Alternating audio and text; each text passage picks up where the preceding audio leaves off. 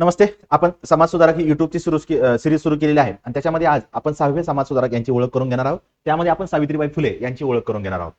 ह्या सिरीजमध्ये आपला हेतू एकच आहे, तुम्हाला परीक्षेला काय विचारलं जाईल तेवढंच सांगणं. ठीक आहे. सावित्रीबाई फुले यांची जन्मतारीख पण लक्षात ठेवा. 3 जानेवारी 1831 ला त्यांचा जन्म झालेला आहे. तर 1897 मध्ये प्लेगनं त्यांचा मृत्यू झालेला पाहता येतो. आजारी लोकांची, प्लेग झालेल्या लोकांची सेवा करताना त्यांना प्लेग झालेला आहे. भारताच्या पहिल्या स्त्री शिक्षक आहेत, सगळ्यांना माहितच आहे. महिला सेवा मंडळ हे त्यांनी संस्था स्थापन केलेली आहे.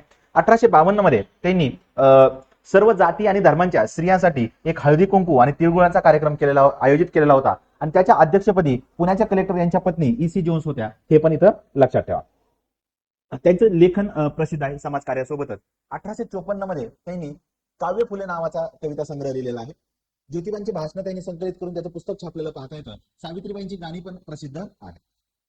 त्यांच्याविषयी वारंवार विचारला जाणारा प्रश्न म्हणजे 52 कशी सुबोध रत्नाकर हा 1892 चा ग्रंथ त्यांनी लिहिलेला आपल्याला पाहता येतो आणि या ग्रंथामध्ये आपल्या देशाचा इतिहास काव्य रूपाने त्यांनी वर्णन केलेला पाहता येतो. विचार प्रवर्तक हे निबंधावरचं पुस्तक त्यांचं प्रसिद्ध आहे. 1893 ला सासवड येथे सत्यशोधक परिषद झालेली होती, त्याचे अध्यक्ष म्हणून सुद्धा त्यांनी काम केलेलं पाहता येतं.